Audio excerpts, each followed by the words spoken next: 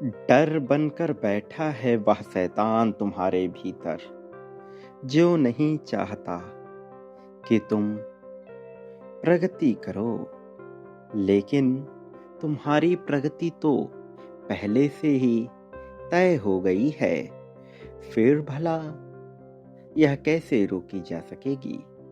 मेरे प्रिय बच्चे, आज तुम्हारे नेत्रों के समक्ष उपस्थित हुआ यह संदेश बड़ा विशेष है। तुम्हें इसे पूरा अंत तक सुनना है। इसे बीच में छोड़कर जाने की भूल नहीं करनी है। यह दिव्य संदेश एक बेहद ही खास चमत्कार अपने भीतर समेटे हुए है, और यह चमत्कार वह तुम पर बरसाने को बेताब हो रहा है। अभी जब तुम्हारी ऊर्जा क्षीण हो रही है, तुम्हारे सिर में तनाव के तंत्रिकाएं बन रही हैं, जब तुम्हारे भीतर पाचन क्रिया पर एक नकारात्मक असर पड़ रहा है, तो पीड़ा उभर रही है, अनिद्रा उभर रही है, उभर रहा है विशेष तरह के जीवों अजीवों परजीवों का प्रभाव, जो तुम्हें तनाव में डालने की ओर बढ़ रहा है। ये तुम्हारे चेहरे से चमक को खींच रहा है, तुम्हारे होठों से मुस्कान को खींच रहा है, और बेवजह के तनाव और चर्बी को ढालने का काम कर रहा है। शरीर तनावग्रस्त होता जा रहा है, जबकि तुम बचे रहना चाहते हो इससे, जबकि तुम कुछ भी ऐसा नहीं कर रहे जिससे यह तनाव विकसित रूप ले। फिर भी इस तनाव ने अपना डेरा डाल लिया है, क्योंकि नकारात्मक शक्तियां अपने चरम पर पहुंच रही हैं। नकारात्मक शक्तियां अपने आप को बढ़ाकर तुम्हें विचलित कर रही हैं।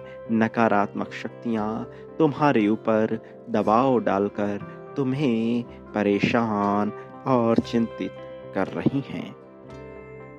मेरे प्रिय, मैं जानता हूँ कि क्या कारण है जिसकी वजह से चीज़ें बहुत ही ज़्यादा तनावग्रस्त हो रही हैं। क्या कारण है कि तुम भीतर से उतना ठीक महसूस नहीं कर पा रहे जितना तुम्हें होना चाहिए, जबकि वास्तविकता यह है कि तुम ऐसा कुछ भी गलत नहीं कर रहे जो तुम्हें चिंता दे, जो तुम्हें तनाव दे। बावजूद इसके ऐसी दिक्कत पनप रही है।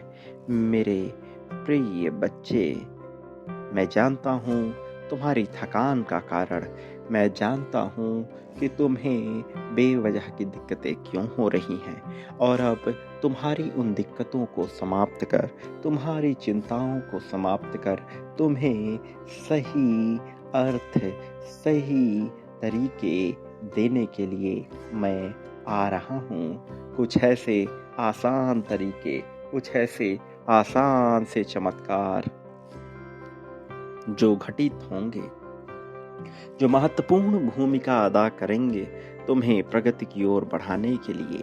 मेरे प्रिय, समय अब जैसे जैसे इस माह में आगे बढ़ रहा है, तुम्हारी चिंताएं समाप्त होती जाएंगी।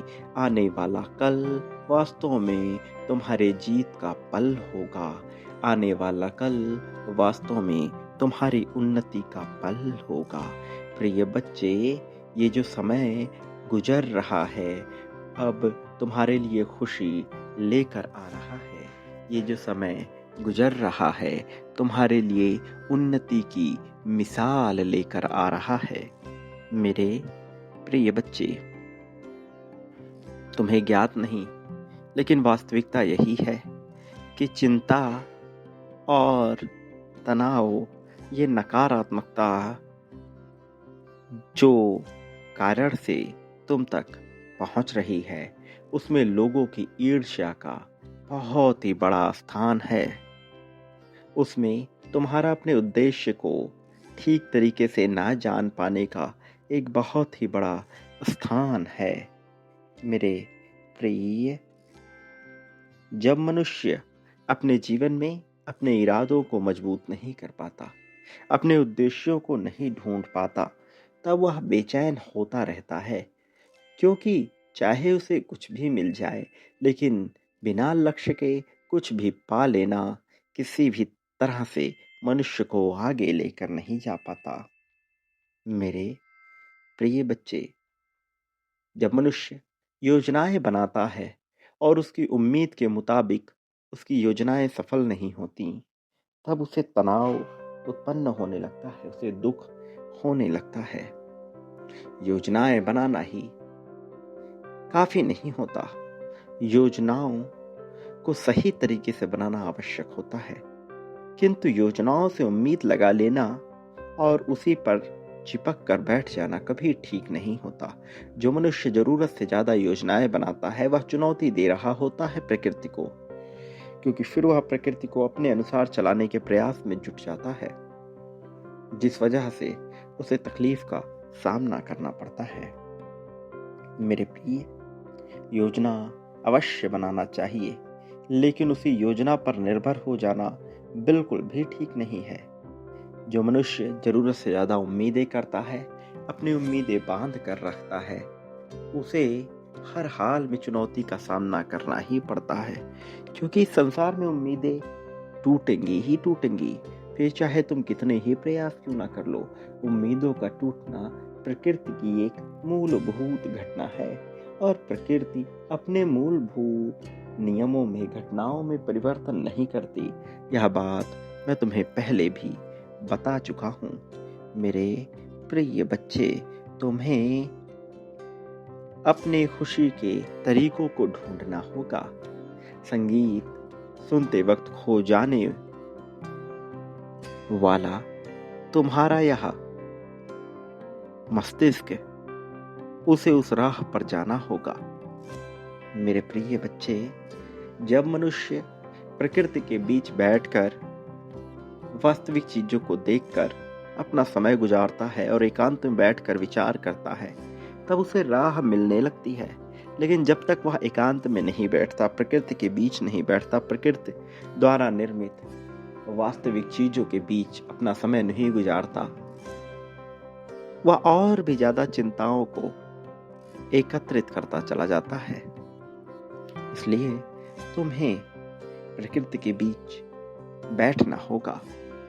मनुष्य इस प्रकृति से जरूरत से ज्यादा चीजें लेता है, और जब वह जरूरत से ज्यादा चीजें लेता है तो प्रकृति बदले में संतुलित करने के लिए उससे वह चीज वो वापस लेने लगती है। जैसे जरूरत से ज्यादा जब मनुष्य खाता है केवल स्वाद के लिए, तो प्रकृति उससे उसकी सेहत छीन लेती है। कई बार मनुष्य कम खाता है, फिर भी वह चिंता में इस कदर डूबा होता है कि उसका शरीर प्रकृति उससे छीनने लगता है।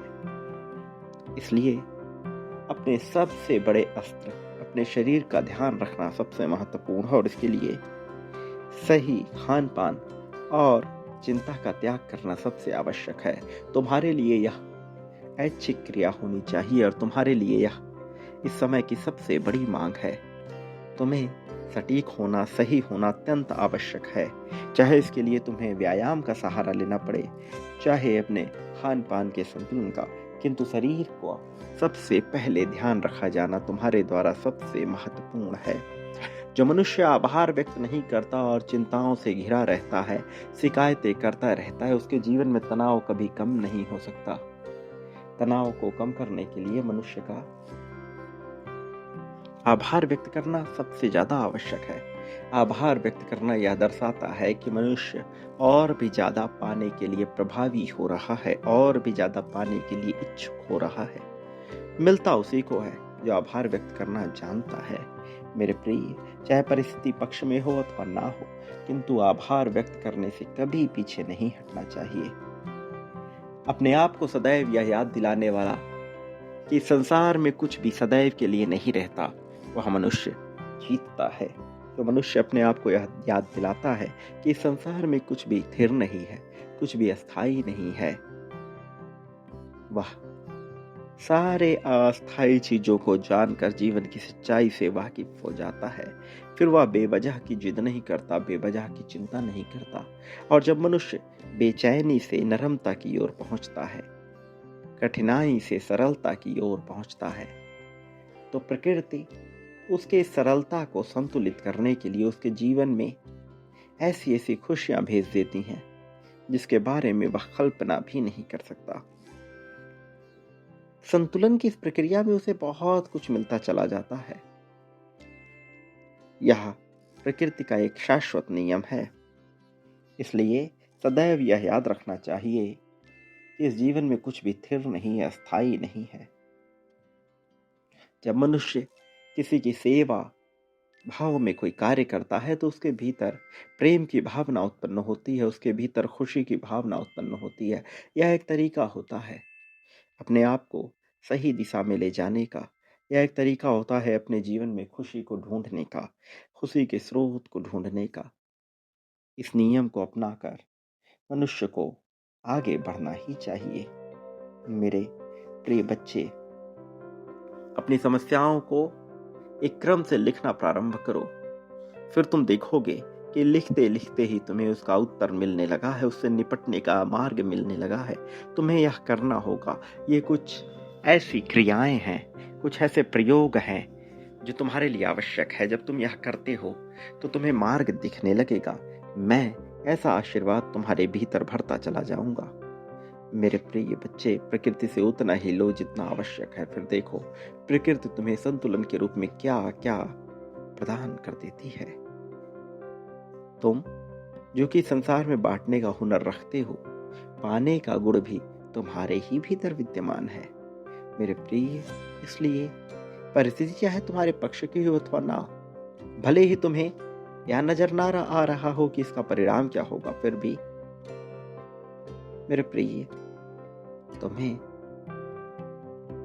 बांटना चाहिए। प्रेम, धन, संपत्ति, समृद्धि, खुशहाली, सुख, दुख, इस संसार में सब कुछ तो प्राप्त होता है। मित्रता, शत्रुता सब कुछ प्राप्त होती है। अपनापन, परायापन, सब कुछ। चैन का विकल्प भी सदैव मनुष्य के अपने ही हाथ में होता है। मैं चाहता हूं कि तुम खुशियों का चयन करो। मैं चाहता हूं कि तुम मुझे अपनी खुशी में अपना भागीदार बना लो। फिर देखो संतुलन के नियम के तहत मैं तुम्हारे जीवन में क्या क्या प्रदान करता हूँ। तुम थोड़ा बांटोगे, मैं बहुत ज्यादा बांट दूंगा। लेकिन तुम्हें बांटना होगा, बिना देरी किए, बिना चिंता किए बांटना होगा। अभी इस पल में बांटो मेरे प्रिय। संख्या 777 लिखकर अपने प्रेम की पुष्टि करो। साथ ही संख्या 54555 लिखकर यह पुष्टि कर दो कि तुम धन पाना चाहते हो। समग्रता में जीत की पुष्टि के लिए अभी इसी पल में, इसी क्षण से संख्या 51,000 लिखो। यह महत्वपूर्ण संख्या है, तुम्हारे लिए आवश्यक संख्या है। बिना देरी किए, बिना किसी चिंता के यह लिख दो मेरे प्रिय। इस संसार में तुम विजेता के रूप में आए हो और विजेता ही रहोगे। तुम्हें न प्रेम में, न धन में, न सम्मान में कभी कोई कमी हासिल होगी। तुम्हारा समर्थन मैं स्वयं करूंगा, तुम्हारी सहायता मैं स्वयं करूंगा। तुम्हारी सहायता के लिए मैं आगे आऊंगा, चाहे कोई तुम्हारा साथ दे अथवा ना दे। जीव, अजीव, सजीव, निर्जीव, कोई तुम्हारे साथ हो अथवा ना हो, मैं तुम्हारे साथ रहूंगा। मेरे संदेश तुम्हारे साथ रहेंगे, मेरी शक्ति तुम्हारे साथ रहेगी, मेरे संकेत तुम्हारे साथ रहेंगे। मेरे प्रिय, तुम विजेता हो, जीतने के लिए बने हो। जीत पर तुम्हारा अधिकार है, जीत तुम्हें मिलना ही चाहिए। या अवश्य लिखो। मेरे आने वाले संदेशों की भरपूर रूप से प्रतीक्षा करना, क्योंकि मैं आऊंगा तुम्हारा मार्गदर्शन करने, तुम्हें जीत दिलाने, जीत की राह में तुम्हें प्रगतिशील बनाकर बहुत आगे ले जाने के लिए। लोगों में खुशियां बांटो, सदा सुखी रहो, तुम्हारा कल्याण होगा। अपने उद्धार की प्रतीक्षा ना करो, यह होती रहेगी। मेरे प्रिय, तुम्हारी वास्तविक सच्चे अर्थों में दिव्य, भव्य, सुंदर, चमत्कारिक प्रगति होगी।